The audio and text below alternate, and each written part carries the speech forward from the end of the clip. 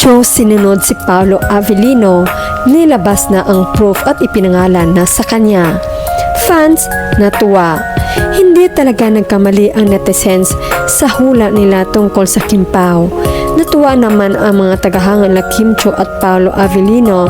Nilabas naman ni Kim ang bagay na magkapareho sila ni Paolo. Makita na sinuot ni Kim ang slipper na twinning silang dalawa ng aktor na nagdulot ng kilig at saya sa puso ng mga solids.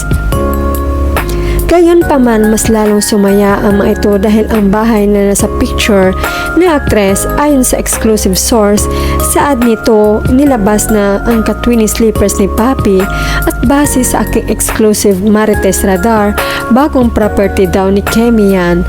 Siyempre happy tayo sa kung ano nakikita natin at proud sa mga achievement niya sa buhay.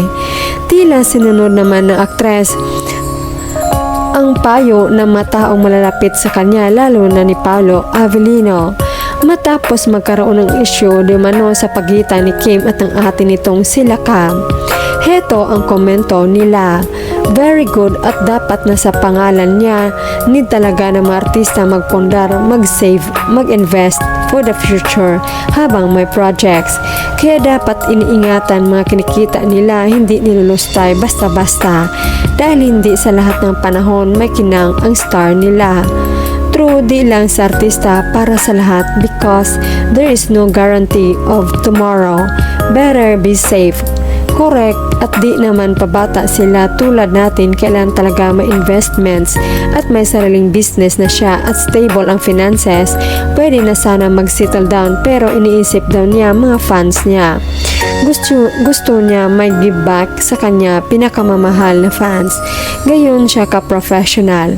Tama yung ginagawa mo, Kim, ikaw na mismo ang hawak ng iyong money at sa mga properties mo, dapat sa pangalan ang lahat ng properties.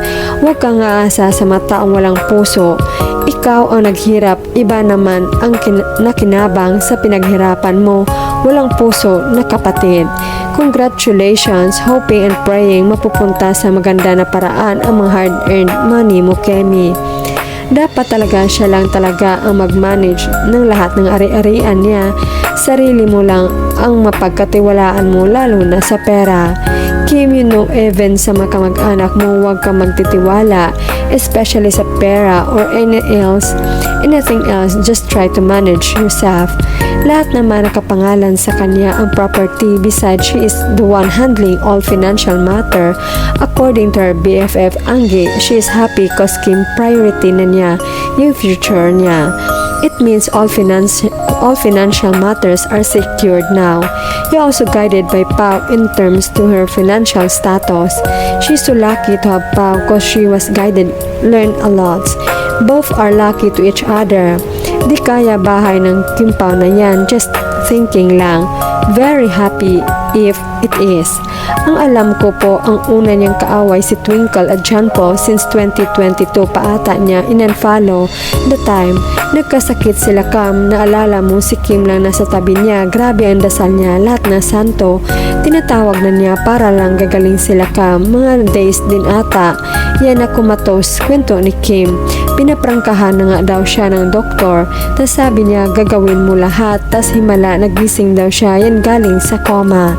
That time in-unfollow niya dalawa niyang kapatid, ngayon si Kim, at pansin mo matanda na siya, wala pa ring lalaki na link, parang sa tingin may ugali siya na hindi nagugustuhan sa mga kapatid niya.